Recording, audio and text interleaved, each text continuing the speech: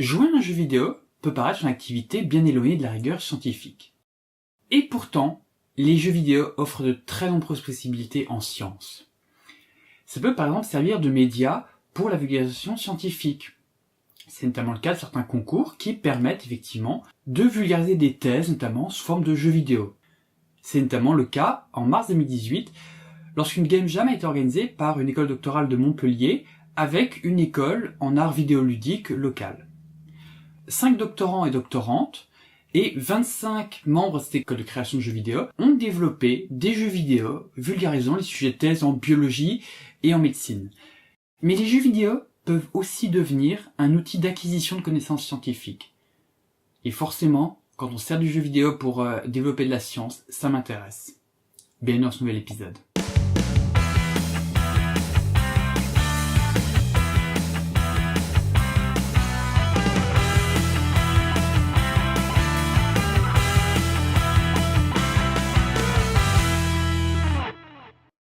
Avant de parler du premier jeu vidéo dont je vais vous parler, Foldit, on va revenir 2 secondes aux bases. Une protéine est synthétisée à partir d'un gène. Celui-ci, sous forme d'ADN, est d'abord transcrit sous la forme d'un ARN, qui ensuite sort du noyau. L'ARN est ensuite maturé, ce qui fait que des protéines et des ARN vont le raccourcir en retirant des morceaux suivant un code.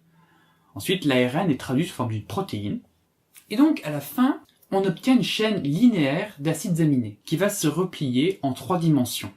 Le problème vient de cette dernière étape. Cette étape-là, on ne la maîtrise pas. Il est impossible de prédire directement et de manière fiable la structure d'une protéine. Bien sûr, les spécialistes arrivent parfois à établir la structure des protéines. C'est pour ça qu'on en connaît déjà quand même.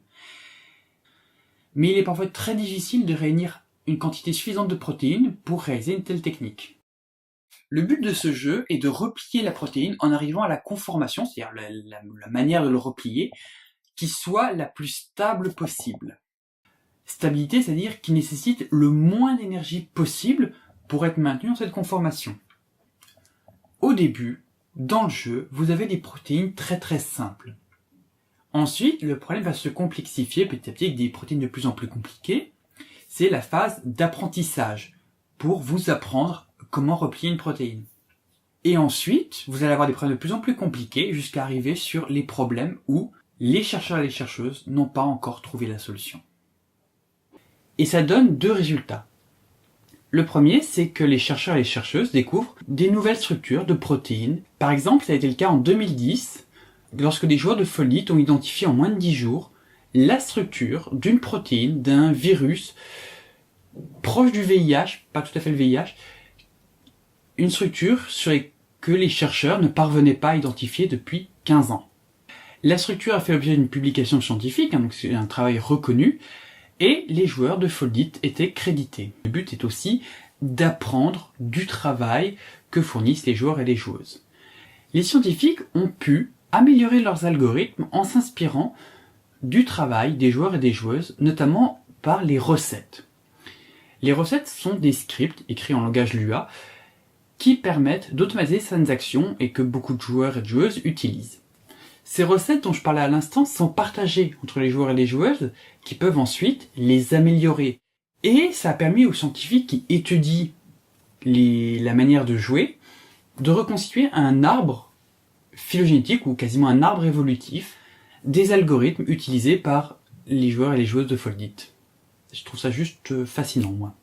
Foldit n'est pas le seul jeu, il est peut-être un des plus connus parce qu'un des plus anciens, mais il existe d'autres comme Philo, qui va servir à aligner des séquences ADN. Alors, on repart à nouveau sur les bases. Et là, les bases, c'est vraiment le cas de le dire. Un gène, c'est de l'ADN. Et donc, c'est donc constitué une série de molécules appelées les nucléotides dans un ordre précis. Et si vous comparez un même gène chez différentes espèces, vous observez des différences. Des nucléotides ont été conservés chez quasiment toutes les espèces, d'autres sont apparus chez certaines, ont été retirés chez d'autres, etc. Bref, beaucoup de variations. Et ces variations sont très utiles pour comprendre le fonctionnement détaillé d'un gène. En effet, un nucléotide dont l'importance est fondamentale tendra à être conservé, puisque s'il est muté, s'il est supprimé, le gène perd sa fonction. Toutes ces informations peuvent être des informations cruciales, notamment pour élucider le fonctionnement d'une maladie génétique. L'alignement de plusieurs séquences, on parle d'alignement multiple, est un problème très complexe. On parle de problème NP difficile, c'est-à-dire un problème qui est très complexe et qui surtout n'est pas résoluble autrement que par le fait de tester toutes les combinaisons possibles. Alors, il existe des heuristiques, c'est-à-dire des algorithmes qui donnent des résultats approximatifs, mais qui le font en un temps beaucoup plus court. Généralement, on parle d'algorithme y compris qu'une heuristique. C'est une confusion courante. Et sur des génomes de plusieurs millions de nucléotides qu'on veut aligner ensemble, les approximations deviennent vite des aberrations. Le but du jeu est relativement simple, c'est d'aligner des séquences de petits carrés, qui représentent des nucléotides, pour aligner ces séquences ADN. Alors, en aligner deux ensemble est un problème très simple, mais quand il faut aligner toutes les séquences ensemble, la complexité augmente, et c'est là qu'il y a quand même un sacré challenge. Ces séquences sont tirées aléatoirement de bases de données génomiques existantes. Une fois que vous avez aligné des séquences, elles sont envoyées sur un serveur, et si le score d'alignement est meilleur que les données existantes, votre nouvel alignement deviendra l'alignement de référence dans la base de données du jeu. Et ainsi, partie après partie, la base de données contenant les génomes de 44 vertébrés voit ses alignements améliorés et affinés. Et les résultats sont là. Les alignements proposés par les joueurs et les joueuses offrent des scores plus importants, plus grands, donc des alignements de meilleure qualité que les alignements déjà présents dans la base de données. Un autre jeu, c'est ETRNA, ou Eterna, je sais pas trop comment on est censé dire en fait. Le but de ce jeu va de designer des ARN. On parle souvent des ARN en tant que messager de l'information, c'est-à-dire cet intermédiaire entre l'ADN et la protéine. Ce qui est un de ses rôles, mais l'ARN joue beaucoup d'autres rôles. C'est les ARN qui amènent les acides aminés en face des triplets de nucléotides lors de la traduction. Ils régulent l'expression de certains gènes, ils participent à l'épissage, c'est-à-dire le fait de retirer certaines séquences qui ne seront pas utiles dans la traduction à la fin. Et enfin, un ARN peut aussi carrément inactiver un chromosome entier, c'est ce qui se passe chez les personnes qui ont 2 chromosomes X, l'un des deux va être inactivé, et il participe au ribosome, cette grosse machine qui assure la traduction. Bref, pendant que l'ADN ça coule douce, les ARN font beaucoup de choses. Et une bonne partie de ces fonctions vient de la forme du repliement que va adopter l'ARN. Par rapport au précédent jeu, ETRNA il prend le problème à l'envers. Plutôt que de donner des séquences d'ARN toutes prêtes qu'il vous faudrait replier, et ben là la forme à replier elle est fixée et on vous la donne. Et c'est à vous de trouver une séquence d'ARN que vous allez créer, en partie du moins, pour obtenir cette forme-là. ETRNA intègre des vrais problèmes scientifiques, ce qu'ils appellent les challenges. Un ensemble de problèmes scientifiques sur une même thématique. Alors il y en a 2. Le premier concerne la tuberculose avec des ARN qui pourraient servir au diagnostic de cette maladie. Et le deuxième concerne des ARN guides qui peuvent servir pour le CRISPR-Cas9.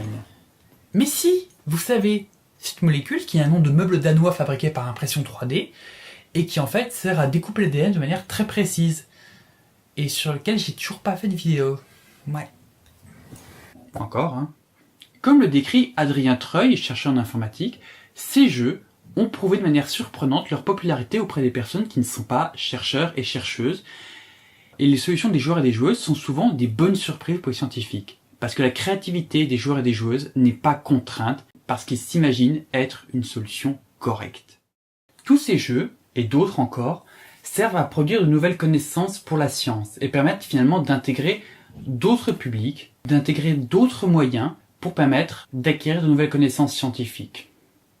Le jeu vidéo a encore un bel avenir en sciences. Merci beaucoup d'avoir regardé cet épisode. Donc je tiens à remercier les gens qui m'ont aidé. Je tiens à remercier Petite Jeanne qui a relu cette vidéo, qui m'a donné 3 petits conseils. Vraiment merci à toi. Et surtout, je vous remercie vous. Et n'hésitez vraiment pas à mettre un like, un petit commentaire sympa. Je sais que j'en ai pas mal ces derniers temps. C'est très plaisant. Et surtout, n'hésitez pas à partager.